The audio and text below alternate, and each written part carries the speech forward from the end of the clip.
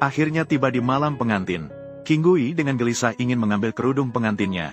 Tidak pernah terbayangkan bahwa pengantin barunya begitu cantik. King Gui langsung terpesona oleh kecantikan Chu Huazi. Kemudian Chu Huazi berbaring untuk tidur. King Gui dengan tergesa-gesa menyiapkan malam pengantin. Namun pada saat itu, Chu Huazi tiba-tiba duduk tegak, menyebabkan Jin Gui terkejut. Kemudian Chu Huazi berbicara kepada suaminya, melakukan pertanyaan yang mendalam pada jiwa. Aku dengar kamu masih sering ke tempat pelacuran. Apa yang kamu katakan? Kamu jelas-jelas sudah mendengar. Kembali ke kata-kata saya. Kemudian, Goldie kemudian menggunakan mulut pintarnya, mencoba membela tindakan bodohnya di masa lalu. Apakah benar-benar terjadi? Goldie pada saat itu terlihat aneh. Tiba-tiba menjadi lembut seperti domba. Berubah dari sikap sombongnya. Menimbulkan kejutan. Aku tidak peduli dengan masa lalu. Kita bisa bicara tentang ini nanti. Siapapun yang melakukannya lagi, dia adalah orang yang tidak bertanggung jawab. Chu Huazi tersenyum setelah mendengar perkataan Goldie. Tiba-tiba tersenyum. Dia berpikir bahwa suaminya sebenarnya tidak buruk. Asalkan dia diajari dengan baik di masa depan, pasti bisa menjadi suami yang baik. Mereka menghabiskan malam pengantin yang indah. Keesokan harinya, ibu mertua duduk di taman. Dengan penuh harapan menunggu calon menantu perempuan datang untuk memberikan teh. Sesuai dengan adat lokal, calon menantu perempuan setelah masuk ke rumah pada hari pertama, harus memasak dan memberikan teh kepada mertua. Namun matahari sudah tinggi. Namun calon menantu perempuan masih belum bangun. Mertua marah dan mengomel. Calon menantu perempuan yang cerdas. Tidak ada yang bisa menandingi nenek di daerah ini. Atau Anda beruntung. Apa gunanya sulingding? Tidak bisa dimakan. Anjing telah mencoba beberapa kali untuk membangunkan tanpa hasil. Tanpa pilihan. Mertua hanya bisa meminta Liu Shao dan anjing untuk mencoba membangunkan lagi. Pastikan mereka bangun. Namun Liu Shao dan anjing takut Tuan akan marah setelah bangun. Keduanya saling menolak. Ini membuat Tuan di sampingnya marah. Kenapa kamu melakukannya? Keduanya mengetuk bersama. Saya tidak percaya dia tidak akan bangun. Maka mereka berdua pergi bersama-sama untuk mengetuk pintu. Pada saat itu, King Gui keluar dengan pakaian yang berantakan. Mereka berkata, Nyonya tua meminta Nyonya muda untuk membuat sarapan pertama.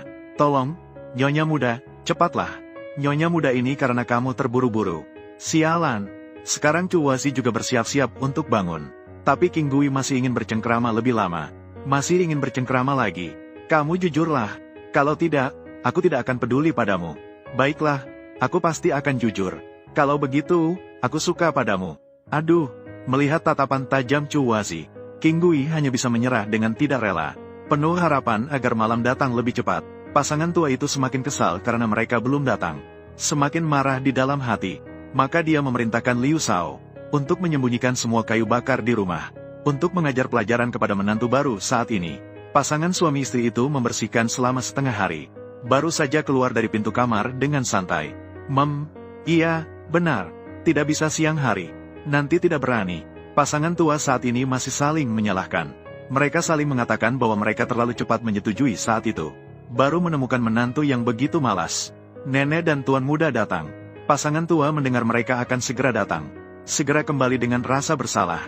Chu Huazi melihat tepi bunga yang cantik di halaman. Memuji. Kamu suka, aku akan memetik semuanya untukmu. Bunga yang bagus. Kenapa memetiknya? Agar kamu suka. Tapi jangan seenaknya. Tuan muda berkata dengan baik. Kamu jangan campur. Kenapa kamu tidak membiarkannya berbicara? Ke depan, kamu bisa bicara apapun yang kamu mau. Semua orang sama. Anjing tidak menyangka tuan muda begitu baik hati. Sedang ingin memberitahunya tentang kayu bakar. Namun digagalkan oleh Jingu. Takut anjing bicara lebih banyak dengan menantu. Anjing ingin pergi mengambil kayu bakar dengan nyonya muda. Tapi Chunhua tidak setuju. Berkata untuk anjing pergi istirahat sebentar. Minta Jingui pergi mengambil kayu bakar untuk dirinya sendiri. Kamu yang harus mengurus rumah. Cepat pergi. Anjing tidak menyangka. Tuan muda benar-benar mendengarkan perkataan nyonya muda. Harus diketahui sebelumnya. Tuan muda Jingui. Tetapi bahkan tidak pernah masuk ke dapur. Sekarang malah membantu nyonya muda memasak. Membuat nyonya tua ketakutan. Mengira dia menyiksa putranya dengan senang hati. Jadi ketika Chunhua datang untuk menuangkan teh, dia tidak memberikan Chunhua senyum.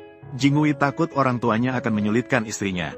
Maka dia segera pergi membantu istrinya dengan kata-kata baik. Mengatakan bahwa semua yang dia lakukan adalah atas kemauan sendiri. Pasangan tua terlihat tidak bersemangat. Tapi hatinya sangat senang. Bahkan Jingui berbicara dengan mereka lebih lembut dari sebelumnya. Harus bangun lebih awal setiap pagi. Tidak boleh tidur terlalu lama setelah matahari terbit. Nyonya Chunhua sudah bangun. Anak laki-laki malas. Kita harus bangun lebih awal mulai sekarang. Baiklah, pergi. Segera setelah itu, Chunhua mulai mengurus rumah tangga. Pelayan sangat menyukai nyonya muda ini. Namun Jin Gui di sini tidak lama. Tiba-tiba dia jatuh sakit lagi. Ada apa denganmu? Ayo cepat masuk ke dalam. Setelah ditanyakan dengan seksama baru tahu. Ternyata Jin Gui kembali ke kebiasaan merokoknya. Berhenti merokok? Ya. Bagaimana aku bisa berhenti? Lagi pula, kau hanya bisa memilih antara rokok dan aku. Jika kau memilih aku, maka berhentilah merokok.